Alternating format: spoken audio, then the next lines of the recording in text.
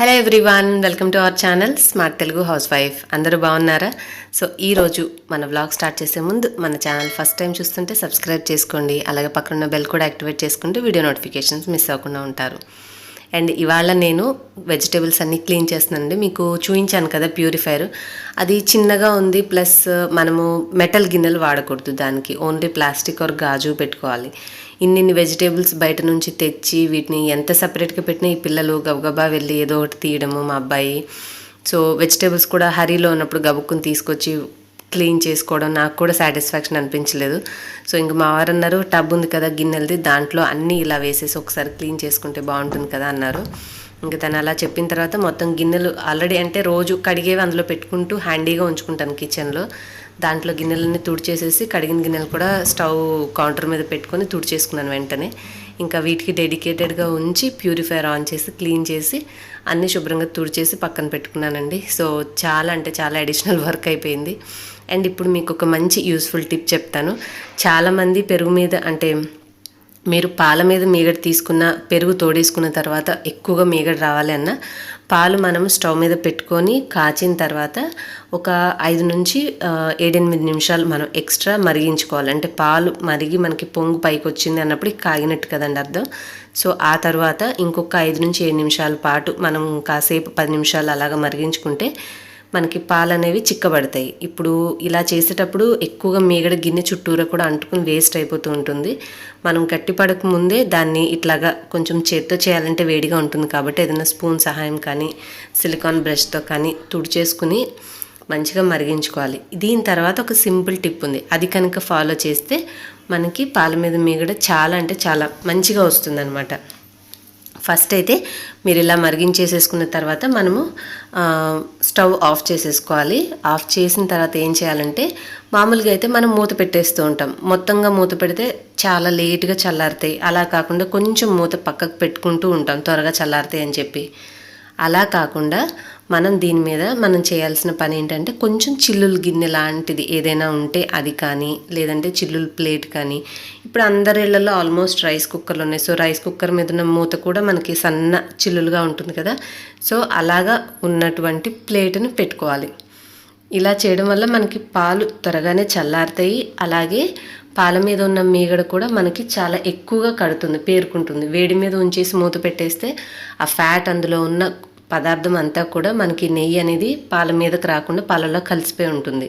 ఇలా ఏదైనా ఒక ప్లేటు లేదంటే మనం గంజి ప్లేట్ కానీ రంధ్రాలు ఉన్నటువంటిది పెట్టుకోవడం వల్ల మీగడ అనేది ఎక్కువగా ఫామ్ అవుతుంది. ఇది చల్లారాక మీరు ఫ్రిడ్జ్లో ఒక 3 నుంచి 5 గంటలు ఉంచుకుంటే, అంటే ఉదయం కాచేసి చల్లారాక ఫ్రిడ్జ్లో పెట్టుకుంటే సాయంత్రానికి బోల్డ్ అంత నెయ్యి అనేది పేరుకుంటుందండి. సో తప్పకుండా ట్రై చేయండి. ఇప్పుడు ఒక మంచి విషయం వస్తుంది, చూసేయండి. అండ్ మీలో చాలామంది నైఫ్స్ నేను వాడేవి కూడా అడుగుతున్నారండి. నిన్న కామెంట్స్లో కూడా నేను చూశాను. సో ఈరోజు నేను వాడే కొన్ని కటింగ్ థింగ్స్ చూపిస్తాను. ఫస్ట్ వచ్చేసి నా దగ్గర ఒకటి పాతది ఉండేదండి, అది తీసేసాను. తీసేసిన తర్వాత నేను మా ఇంట్లో రెగ్యులర్గా వాడే కత్తి అంటే ఇది చాకు నైఫ్, ఇది యూజ్ చేస్తాను. ఇదంతా షార్ప్ ఏమి ఉండదు, పొరపాటున కొంచెం కట్ చేసేటప్పుడు స్లిప్ అయినా కూడా చెయ్యి అయితే కట్ అవ్వదు. సో దీన్ని యూజ్ చేస్తున్నాను. ఇది ఇక మొండిగా అయిపోయింది. టమాటా అలాంటివి స్మూత్గా ఉంటాయి కదా, స్కిన్ తొందరగా కట్ అవ్వట్లేదు. ఉల్లిపాయ అయితే ఉపయోగపడుతుంది కానీ అని చెప్పి నేను సూపర్ మార్కెట్లో ఇది తెచ్చుకున్నాను. సో దీని బ్రాండ్ ఏదో ఉందండి, WANTIAN. అంటే పర్టికులర్గా ఇది బ్రాండ్ అని చెప్పి వెళ్ళలేదు, మనకు అక్కడ హ్యాంగ్ చేసి పెడతారు కదా సూపర్ మార్కెట్లో, చూసి తీసుకున్నాను. కాకపోతే ఇది ఉన్న దగ్గర నుంచి మా అబ్బాయి తీసి దీంతో రకరకాల పనులు చేస్తున్నాడు. ఇది మళ్ళీ ఎక్కడ చేయికి చేసుకుంటాడో అని చెప్పేసి భయంగా ఉందని కొంతకాలం పక్కన పెట్టేశాను. ఇది మొన్న ఏదో వెతుకుతుంటే ఇంకొక బాస్కెట్లో కనిపించింది. సో ఇదొకటి ఉంది. ఇది అయితే కొన్న తర్వాత ఎక్కువ వాడలేదండి, అందుకే మీకు చూస్తున్నారు కదా కొత్తగానే ఉంది. అండ్ ఇది వచ్చేసి చాలామంది అడుగుతున్నారు, ఇది మాయర్ బ్రాండ్ నుంచి తీసుకున్నానండి. మీకు లింక్ కిచెన్ ప్రొడక్ట్స్ లింక్ అని ఒక అమెజాన్ లింక్ ఉంటుంది డిస్క్రిప్షన్లో. ప్రస్తుతం అయితే అమెజాన్ వాళ్ళు మనకి పంపించట్లేదు డెలివరీస్, బట్ అందులో ఓపెన్ చేస్తే మీకు ఈ చాకు కూడా కనిపిస్తుంది. ఇది సెరామిక్ చాకు అండి. ఇవన్నీ స్టెయిన్లెస్ స్టీలు, కానీ ఇది వచ్చేసి సెరామిక్ చాకు. కొంచెం కింద పడడం వల్ల కాస్త పగిలింది కూడా. సో కానీ చాలా షార్ప్గా బాగుంటుంది. ఇది వాడుతున్నా చిన్న చిన్న వాటికి, అంటే చిన్న టమాటాలు, ఉల్లిపాయలు అలాంటి వాటికి. ఇదంటే ఓల్డ్ది కదా, మనం ఏవి తొందరగా పడాం కదా. సో తక్కువ యూజ్ చేసినా గారెలు అలాంటివి షార్ప్ పాయింటెడ్గా ఉంది కాబట్టి తీయడానికి అట్లా యూస్ చేయడానికి ఉంటుందని దీన్ని ఉంచుకున్నాను. సో ఇది. అండ్ మీరు అప్పుడప్పుడు ఇది కూడా చూస్తూ ఉంటారు. ఇదేంటంటే మీషోలో తీసుకున్నాను నేను. క్యాబేజీ తెచ్చినప్పుడు మెయిన్గా వీటితోటి హ్యాండిల్ చేయడం కుదరదండి. క్యాబేజీ మనకి బాగా అంత సైజు ఉంటుంది కదా, సో కట్ చేయాలి అంటే చెయ్యి స్లిప్ అయిపోతూ ఉంటుంది. దానికి తగిన సైజు ప్లస్ పైనాపిల్ ఒక్కొక్కసారి తోలు తీయకుండానే తెమ్మంటాను. ఎందుకంటే వాళ్ళు ఎప్పుడో మార్కెట్లో కొని తీసుకొచ్చి అది మనం తినేసరికి ఆక్సిడైజ్ అయిపోతుంది. సో తోలు తీయకుండానే తెప్పించుకుంటాను కాబట్టి అది మనం తీయాలి అంటే ఈ నార్మల్ చాకులతో అవ్వదు, అది చాలా గట్టిగా ఉంటుంది కదా. సో సంథింగ్ ఇంకా స్ట్రాంగ్గా ఉండాలి అని చెప్పేసి నేను ఇది తీసుకున్నాను. ఇది మీషో నుంచి తీసుకున్నాను. మీకు అమెజాన్ లింక్, నేను ఇందాక చెప్పిన లింక్ ఓపెన్ చేస్తే అన్ని కిచెన్ ఐటమ్స్ ఓపెన్ అవుతాయి. దాంట్లో కావాలన్నా మీకు ఇలాంటి చెఫ్ నైఫ్ అంటారు, ఇది కనిపిస్తుంది. లేదంటే మీషో కోడ్ కూడా ఇవ్వడానికి ట్రై చేస్తాను. ఏవైనా కూడా ఆన్లైన్వి కొంతకాలం ఆగాలండి మనకి డెలివరీ రావాలి అంటే. సో ఇదైతే మంచిగా పనిచేస్తుంది క్యాబేజీకి వాటికి తొందర కట్ చేసేసేయడానికి. ఒక్కొక్కసారి ఇట్లాగా గట్టిగా కొంచెం పీసుగా ఉండి మనకి ఇబ్బందిగా ఉండే వెజిటేబుల్స్ కట్ చేయడానికి కూడా వాడుతూ ఉంటాను అనమాట. హెవీగా ఉంటుంది కదా, త్వరగా కట్ చేసేస్తుంది. అండ్ ఇంకొచ్చేసి ఇది ఓన్లీ దొండకాయలకి మాత్రమే నేను తీసుకున్నానండి. ఎందుకంటే నైఫ్స్తో కట్ చేయడం దొండకాయలు అంటే దగ్గర 30 నుంచి 40 నిమిషాలు టైం పడుతుంది.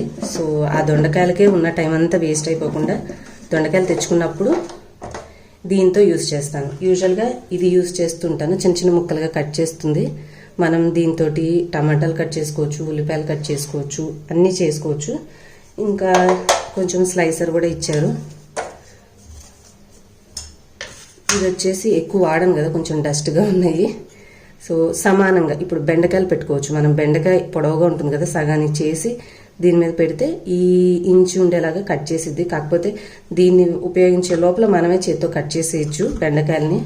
కాకపోతే మన అవసరాన్ని బట్టి కొంచెం ఈ మందంలో ఏమైనా కావాలి అంటే తీసుకోవచ్చు. ఇలా పెట్టేసి ఇలా ప్రెస్ చేసామంటే ఈ మందంతో అవి కట్ అవుతాయి, ఏ వెజిటేబుల్ అయినా కూడా. సో ఇది కొంచెం ఆలుగడ్డలు ఫస్ట్లో వాడినప్పుడు తెలియక నేను ఎక్కువ ప్రెషర్ పెట్టడం వల్ల ఈ మధ్యలో ఉన్న బ్లేడ్ విరిగిపోయింది.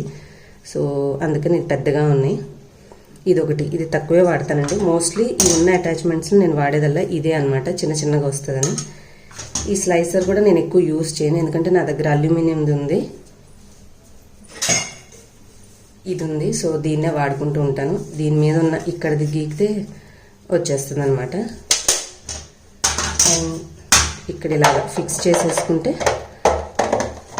ఇక్కడ దొండకాయలు పెట్టామంటే 1 నిమిషం 2 నిమిషాల్లో మొత్తం 1/2 కేజీ దొండకాయలు మనం ఇలా పెట్టేసి, దీన్ని స్టైల్గా వాళ్ళు మార్కెట్ వాళ్ళు ఇలా చూపిస్తారు కానీ ఇలా చేస్తే అది పని అవ్వదండి. ఇలా పట్టుకొని ఇక్కడ ఉంది కదా, ఇక్కడ చేయి పెట్టి ఇక్కడ మధ్యలో పెట్టి ప్రెషర్ అనేది ఇక్కడ నుంచి తీసుకొచ్చి ఇక్కడ ప్రెస్ చేస్తేనే దొండకాయ అనేది నలుగుతుంది. లేదంటే మనం ఇలా పట్టుకొని వాళ్ళు ఇలా చూపించేస్తుంటారు, అంత ఈజీగా అయితే కట్ అవ్వదు. మనం జాగ్రత్తగా తీసి ఇక్కడ పెట్టి ఇక్కడ ఉండాలి, మిడిల్లో ఉండాలి చెయ్యి, మిడిల్లో ఉండాలి చెయ్యి. ఇలా పెట్టి ఇట్లా అన్నామంటే కట్ అయిపోతుంది, ఇలా పెట్టి ఇట్లా అన్నామంటే కట్ అయిపోతుంది. సో ఇది చాలామంది అడుగుతున్నారు కదా, ఒక్కొక్క టైంలో కొన్ని విషయాలు అడుగుతూ ఉంటారని ఇవాళ నా కటింగ్ టూల్స్ మీకు, అలాగే చాపింగ్ ఇది చూపిస్తుంటాను. క్యారెట్ అలాంటివి సన్నగా తురమడానికి కొంచెం పెద్ద సైజ్ అయితే ఇది, కొంచెం చిన్నదైతే ఇది, మరి కొంచెం చిన్నగా అంటే ఇది వాడుతుంటాను స్లైసింగ్కి ఇది. అండ్ ఇది మా సిస్టర్ దగ్గర చూసి తీసుకున్నాను, ఎందుకంటే మా చెల్లెల వాళ్ళ కొడుకు చిన్నవాడికి వాడికి చిన్నప్పుడు క్యారెట్ సన్నగా తురిమేవాళ్ళు, చాలా బాగుంది. సో ఇవి పెద్దగా వస్తాయి కదా, వీటికంటే పోల్చుకుంటే ఇది బాగుంది, చాలా సన్నగా వస్తున్నాయి అని చెప్పేసి నేను ఇది తీసుకున్నాను అనమాట. దీంతో చాలా చిన్నగా ఫైన్గా వస్తుంది క్యారెట్. మీరు అప్పటికప్పుడు దాన్ని ఇలా పిండి కూడా రసం తీసేసుకోవచ్చు ఫేస్ ప్యాక్స్ కోసం. And at the same time ఇది పీలర్గా కూడా పనిచేస్తుంది, మనం క్యారెట్స్ కూరగాయలు అవి పీల్ చేసుకోవచ్చు. సో 2 in 1గా ఉందని చెప్పేసి తీసుకున్నాను. నా పీలర్ ఎక్కడో కనపడట్లేదు ప్రస్తుతానికి, అయితే ఇదే హెల్ప్ అవుతుంది. సో ఇవి నా వెజిటేబుల్ కటింగ్ టూల్స్. అండ్ ఫైనల్గా ద మోస్ట్ ఫేవరెట్ మర్చిపోయానండి, ఇది కట్ చేయాల్సిన పని లేకుండా ఇదే చక్కగా క్యారెట్ అయినా, ఉల్లిపాయ అయినా, పచ్చిమిర్చి అయినా అన్నీ కూడా చక్కగా తరిగి పెడుతుంది, ఎంతో బాగా యూస్ఫుల్ అవుతుంది. సో ఒక 300 రూపాయల చిల్లరతోనే ఎంతో తీసుకున్నాను, కానీ ఎంత ఎక్సలెంట్గా పనిచేస్తుందండి. సో ఇవన్నీ కూడా మీకు కావాలంటే డిస్క్రిప్షన్లో కిచెన్ ప్రోడక్ట్స్ అమెజాన్ లింక్ అని ఉంటుంది, అది చెక్ చేయండి. మనకి ఆర్డర్స్ అనేవి స్టార్ట్ అయిన తర్వాత మీకు ఏదైనా నచ్చితే ఆర్డర్ చేసి తెప్పించుకోవచ్చు. అండ్ ఇప్పుడైతే మనము యాజ్ యూజువల్ మన సబ్స్క్రైబర్స్ షేర్ చేసినటువంటి పిక్స్ మీతో చేపిస్తున్నాను. ఇది వచ్చేసి వీళ్ళు నేను చూపించినట్టుగా టమాటో నూడిల్స్ ట్రై చేశారు. అలాగే మన బిస్కెట్ కేక్ చాలామంది ట్రై చేసిందంటే ఇదే రెసిపీ అండి. అండ్ తర్వాత వచ్చేసి గోంగూర పచ్చడి చేశానక్క, పులుపు ఎక్కువైపోయింది, ఏం చేయాలన్నారు. బట్ నేను ఉన్న కంప్లీట్ వర్క్ టెన్షన్కి నాకు టైంకి అయితే టిప్ గుర్తు రాలేదండి. సో మీ అందరినీ అడిగితే ఎవరైనా తెలిస్తే కామెంట్లో ఆన్సర్ చేయండి. గోంగూర పచ్చడి చేస్తే పులుపు ఎక్కువైతే ఏం చేయొచ్చు అనేది ఒకవేళ మీకు ఎవరికైనా తెలిస్తే ఈ టిప్ తనకి కామెంట్ చేస్తే యూజ్ అవుతుంది. అండ్ ఇది వచ్చేసి ఎగ్ మ్యాగీ. సో ఇదండి ఇవాళ సింపుల్ వ్లాగ్. మరి నచ్చితే లైక్ చేయడం, షేర్ చేయడం, సబ్స్క్రైబ్ చేసుకోవడం మర్చిపోవద్దు. నెక్స్ట్ వీడియోలో మళ్ళీ కలుస్తాను. బాయ్. Thanks for watching.